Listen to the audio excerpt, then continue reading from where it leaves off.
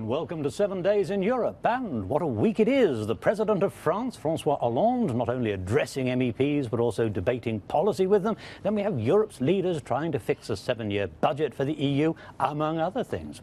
My studio guest is British MEP Martin Callanan, leader of the European Conservatives and Reformists group, and, like me, from Tyneside in the industrial northeast of England. Oh, we're the lads, something I've always wanted to say on television. In a moment, we'll get down to discussing the week's news so far, but first it's our yes-no segment, in which I ask you a series of questions to which I'd like you to answer only yes or no. Okay. Are you surprised that the euro has survived and that Greece is still in it? Yes. Are you concerned that there were some people in the UK who seemed to want it to fail? Yes. Is Mr Cameron's vision of a more deregulated Europe one that will be better for other member states too? Yes. David Cameron's talks of renegotiating the UK's position in the EU, though. Is it realistic to expect that? Yes. But these are treaties that have been agreed. He's not going to have an easy time with it. No. Okay. Would the UK suffer if it were to withdraw from the European Union? Yes. Will the promised referendum on EU membership affect the way Scots vote on their own independence? No. Do you feel that the current uncertainty could affect inward investment to the UK? No.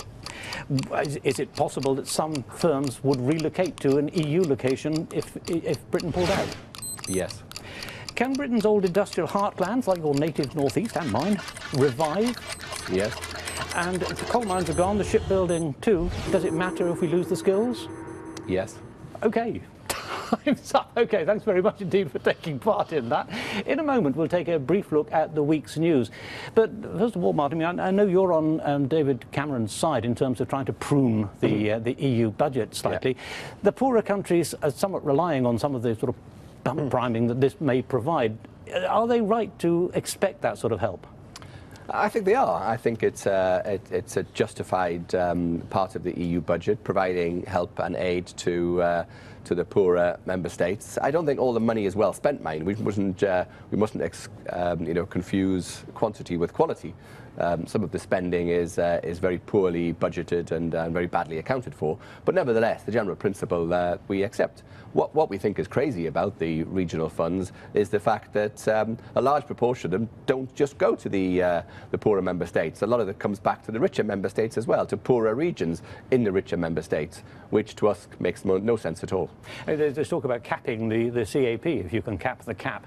I mean, there are those who are saying, well, this will affect help to rural areas, rural redevelopment, and indeed the environmental work that farmers do. Do you see that? Well, of course, there will be an element of that, but you know, the common agricultural policy, subsidies to farmers, accounts for 40% of the entire EU budget still. I mean, this is crazy in the 21st century. We should be investing in high-tech research and development instead of paying subsidies to farmers. You know, my favorite quote of the week is that if this is a growth budget, it is if you're a cow. Okay, well, much more of that in just a moment. But first, let's take a brief look now at this week's events with Caroline Grasso. Dans un grand débat au Parlement européen mardi, François Hollande, le chef de l'État français, a lancé un message à ses partenaires. Pour l'avenir, de véritables ressources propres seront indispensables. Sinon, c'est la construction européenne qui se trouvera remise en cause. À la veille d'un sommet européen crucial sur le budget, le président français a marqué sa différence avec David Cameron, le chef du gouvernement britannique. Un compromis est possible, mais il doit être raisonnable. Et donc, il va falloir raisonner ceux qui veulent amputer le budget européen au-delà de ce qu'il est possible d'accepter. Comment mettre un terme à la surpêche en Europe? Mercredi, les eurodéputés se sont prononcés sur un projet de réforme radicale de la politique commune de la pêche. À l'heure actuelle, près d'un quart des prises européennes sont rejetées car les poissons n'ont pas la taille ou ne sont pas de l'espèce souhaitée. Or, la plupart des espèces rejetées meurent. Une interdiction stricte est prévue pour permettre aux stocks de poissons de se renouveler. La balle est maintenant dans le camp des États membres. Stop au bruit des voitures. Mercredi, les eurodéputés ont voté un projet de loi destiné à réduire le bruit des véhicules à moteur. Objectif, protéger la santé des citoyens européens en réduisant les nuisances sonores. Un système d'étiquetage sera prévu pour indiquer le bruit des nouvelles voitures. Des normes seront fixées pour que les piétons puissent entendre les véhicules électriques et hybrides. Alors, trop bruyant ou pas assez, il faut trouver un juste équilibre.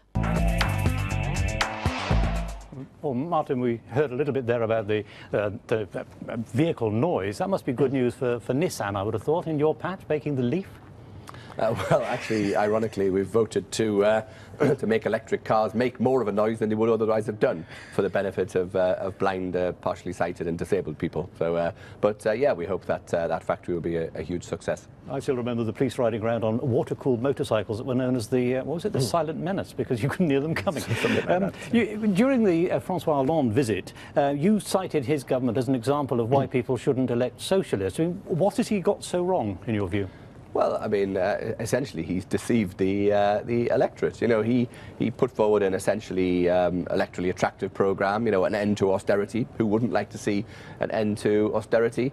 And then, of course, when he comes into office, he's been mugged by economic reality and immediately instituted a series of harsh budget cuts. You know, this is the kind of thing that, you know, brings politics into disrepute, and people feel that they've been misled. I think, you know, he had no choice economically. You know, we have to reduce our deficits in Western Europe, so it was inevitable. But he campaigned on quite the opposite tack, and I think that's bad.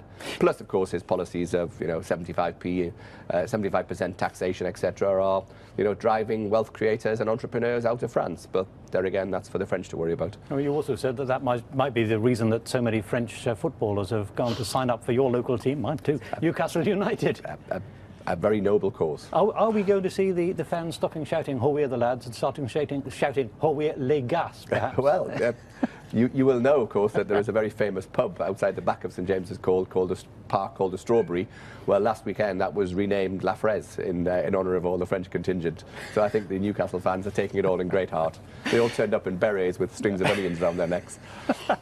When you were speaking during Mr. Hollande's visit, you mentioned that the socialist governments had ended up with a lot of the problems because they'd overspent. But in fact, of course, the real economic crisis was caused by speculation on unfounded things like collateralized debt obligations, invented by a British woman, incidentally, who was working for JP Morgan at the time, and at the same time as the American housing market went into free fall. So the real culprits aren't they? The City of London and Wall Street. Well, there were a number of different causes to it. Clearly, there were faults in the regulatory regime for banks and credit institutions, etc. And we have to correct that. But also, you know, there also was a factor. You know, the euro, the effect that it's had on Western European economies. It was an overspending by a lot of governments across Western Europe. So there were a number of contributory factors. You also praised Mr. Hollande, though, for his intervention in Mali. And is this something which you feel that perhaps Britain should be more involved with? I'm not sure we need to be more involved in it, but I think we need to offer him an appropriate level of support. Because after all, the only two significant European military powers are Britain and France. Other states might make a lot of hot air about military cooperation, but that's the political reality. And, you know, I think the reality is that the government of Mali was about to collapse and be taken over by some very unpleasant fanatical Islamists, and I think that would have been bad for the whole region and probably in the end for Europe. So I think he had no choice, and I think we should support him on that. But at the same time, there are those who say that the real solution will be to try to end poverty in the Sahel, in those poor areas of Africa where people have no hope, they have no jobs, and they have no food. Of course. I mean, that has to be the ultimate solution, and that has to come about through economic reforms in Africa, through development aid, but most importantly through an improvement of governance in Africa, in many African countries. This is the fundamental problem. You know, Africa is rich in natural resources.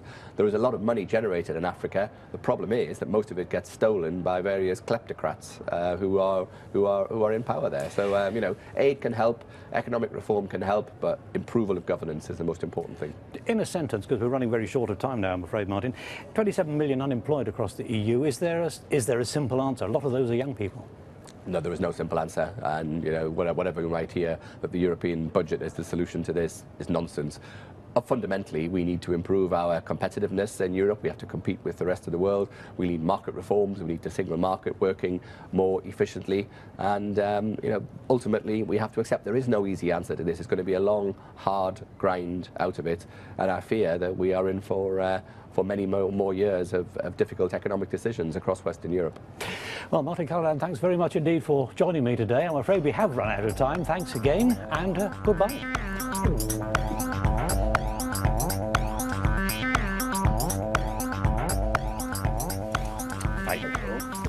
Right. You're watching 7 Days in Europe. The European Commission has unveiled its proposed tobacco products directive aimed at reducing the numbers of deaths from smoking-related diseases, which currently stands at around 700,000 a year in the EU. Most immediately noticeable will be health warnings with rather gruesome illustrations on both sides of otherwise plain packets of cigarettes and hand-rolling tobacco. To discuss it, I'm joined by one of the shadow rapporteurs, Swedish Green Carl Schlyter. We'll have a small report on that subject very shortly, but as always, we begin with our yes-no segment in which I pose a series of questions to which I'd like you to answer just yes or no. You wish. Do you feel that the EU leaders sometimes forget environmental issues under the pressure of the financial crisis? Yes. We've got this problem with the multi-annual framework, the budget for the next 7 years. It looks like it's being cut. Will that impact on environmental problems? No. Including the cap on the CAP, which people are talking about, that might reduce environmental issues, mightn't it? You need to reform CAP, but the total budget level doesn't affect the environment that much. The plans for a nuclear waste depot dump, really, underneath the English Lake District have been rejected by the local council. Is that good news, do you feel? Yes. Do you feel this is going to be perhaps the beginning of the end of nuclear power? Yes. Because the British government is still talking about possibly building more nuclear power stations. That's bad news from your point of view, I guess. Yes. What about the latest fisheries proposals? Will they conserve the dwindling fish stocks? Yes, hopefully. Will they also provide a living for communities that are affected by it? Yes, it's the only way. We've run out of time for that. Okay, thanks very much indeed, Carl Schlyter. We have a short report to watch yet, but just before we do you feel that these latest proposals on the Tobacco Products Directive actually are going to achieve anything, or are they a sort of cynical attempt by governments to make it look as if they're caring about health? Well, according to the estimates, 2% less smoking prevalence will be the effect, but it can be more and can be less. You don't. It seems to me that, in a sense, the governments need the money. They need the duty that's paid on cigarettes and hand-rolling tobacco. So, in a sense, they're playing with this idea of trying to. They can't afford for people to give up smoking, can they? Well, they can't afford to keep people smoking because, as you said before, 700,000 dead people and a lot more wounded and damaged and in bad health because of it. So it's a very good business to stop smoking for everybody. OK, well, we'll have more on that in a moment. First, this short report on the new directive by Julie Martin. Donc voilà, aujourd'hui c'est un grand jour. Je vais essayer de m'arrêter de fumer. Ça fait quand même 25 ans que je fume. Donc il serait tout doucement temps. Autant pour ma santé que pour l'environnement de mes enfants. C'est gênant de dire à son enfant, tu m'attends dans la maison, maman va fumer une cigarette. Oui, tu as commencé. Image choc, interdiction d'arômes ajoutés et des cigarettes longues, les mesures proposées par l'Union européenne la laissent de marbre. Quand on fume, on fume. Quand on est un fumeur, quel que soit le packaging, quelle que soit la longueur de la cigarette, le goût de la cigarette, on est fumeur, on est fumeur. Ça n'a aucun effet. Avant tout, c'est la volonté qui compte. Et aujourd'hui, Audrey est décidée. Le tabac, c'est fini. Jusque-là, le sevrage est facile. Jamais Audrey ne fume avant d'avoir déposé sa petite dernière à la crèche. Mais après, les choses se corsent. Donc voilà, c'est en principe l'heure de ma première cigarette. Et j'avoue que j'en ai très très envie. Et je vais résister. Les habitudes ne se perdent pas si facilement, alors direction la librairie comme chaque matin. Mais cette fois-ci, ce sera pour y acheter des chewing-gums. Ce qui va certainement m'aider aujourd'hui.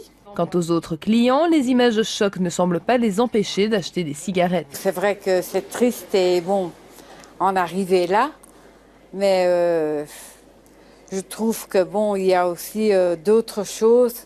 Il y a des gens qui ne fument jamais et qui ont le cancer aussi, donc... C'est pas ça qui va t'empêcher de fumer. C'est pas ça qui va m'empêcher de fumer, quoi.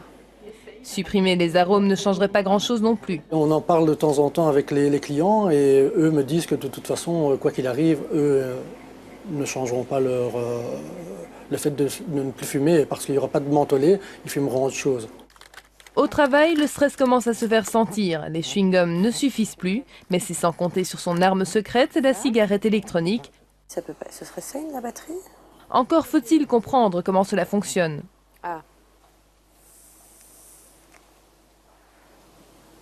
Oui, pourquoi pas. Pourquoi pas, ça ne reste pas le même plaisir, mais peut-être que ça peut aider certaines personnes. Une journée sans cigarette pour Audrey, c'est un début. Mais pendant ces mêmes 24 heures, près de 1900 Européens seront morts d'une maladie liée au tabac. Reste à savoir si les États ont vraiment envie de voir diminuer le nombre de fumeurs. Si les coûts en soins de santé annuels s'élèvent à 25 milliards d'euros au sein de l'Union, les taxes sur le tabac rapportent 3 fois plus. Carl Schlyter, 25 billion is what it costs in healthcare for the people who are actually damaged by smoking-related diseases. But the duty raises 75 billion for the government. So they're going to be reluctant to see that go, aren't they? Well, you also see what they haven't calculated there is productivity losses. If you go away every hour to smoke for 5 minutes, you lose productivity. And also the cost of sick leave and so on. So that's only the health cost for treating people who are already ill. And also it's not always clear when passive smoking is included in that figure. So I think that's an underestimation of the real cost for smoking of society. I mean, I used to be a smoker once upon a time, and I gave up more than 26 years ago. I was a very heavy smoker, but is it sometimes a little bit hypocritical, do you think, for a legal product like this? It is legal after all. The easy thing would be to ban it, wouldn't it? Well, that would be, if somebody would invent cigarettes today and you would try to put it on the European market, it would obviously be banned. It contains a lot of substances that you need special classified lab. You have a special classification for labs to handle these extremely toxic chemicals. So yes, it will certainly be banned, but it's still there because of tradition. I think the reason why it's not banned is because we are afraid of an illegal trade that would then finance other really bad activities. That's the only reason why it's not banned, I would say. Do you feel that these new laws will encourage counterfeiting, though, and smuggling? No, I would say the opposite, especially the Commission has proposed big warning, compulsory warning pictures and the text we already have. But it's still possible to have the brand name and so on the top of the pack, which is visible when you have it in your pocket, for example. In Australia, they have completely plain packaging, which their studies have shown that if you offer a young person cigarettes from the traditional pack and from the totally plain pack, the acceptance rate of the cigarette is actually lower. And also, if you have a plain pack with only the warning pictures, people tend not to leave them on the table as they do when they smoke and when they're outside. So they put it back in the pocket. So you don't walk by some friend's table and say, oh, could I please have a cigarette? You don't see them anymore. So there is a little bit less risk of recruitment among new smokers, and smokers that are smoking occasionally will have less occasions where they see the cigarettes and that trigger the response to try them. In the UK, there's a ban on displaying cigarettes in supermarkets where a lot of people used to buy them, but not in small shops. And a small shopkeeper that I spoke to said that since the ban had come in for supermarkets, his sales had soared. So presumably visibility is important here. Yes, that's actually one of the things I'm going to try to amend, that this point of sale display, that as you say is still legal, that shouldn't be legal. If you come into a shop, as was in the reportage here, normally you are already a committed smoker and it's really difficult to stop smoking. You need help normally with either nicotine substitutes or with help from professionals to stop smoking. It's not so easy. I congratulate you, you managed. Yes. But I agree. My mother too smoked for many years. Yeah. You need this help to smoke, and the less displayed it is, but normally a smoker comes into a shop, you know that's what you really want and you buy it anyway, wherever it's displayed or not. But the whole point is to people who try to stop, who want to stop, and to avoid new recruitments, these measures will actually help. 70% of hardened smokers, they say, start before they're 18. Yes. And according to the shopkeeper I spoke to in the UK, a lot of the people starting smoking are young girls because they're weight obsessed and they believe this will help them to keep their weights down. And of course the supermodels tend to smoke, so they lack the role models in a sense. Well, the supermodels tended to smoke. Many of them actually don't do it anymore because they train a lot, physical exercise. So many of them don't do that anymore. It used to be the fact. But also, I think that young people today, especially if you're a girl, you tend to be with boys who are 2-3 years older and are 18 who can actually buy the cigarettes and so on. So yes, we see that in many countries that the prevalence among young girls is higher than young boys even. And certainly in my country you can see a difference. Just briefly, because we're running fairly rapidly out of time, the retail tobacconists have staged a demo in Brussels claiming this is going to have a social impact. A lot of them are going to lose their jobs. There is a social downside to all of this, isn't there? No, absolutely not. Because if people spend money on more useful things than cigarettes, we create more useful opportunities for work in Europe, and that's going to help us for the future. To sell toxins to our population is not the future for Europe. Carl Schlyter, thank you very much indeed. I'm afraid that's all we've got time for. I'm sure we'll be hearing much more about the Tobacco Products Directive in the weeks and months ahead. Thank you for taking part. Thank you for watching, and goodbye.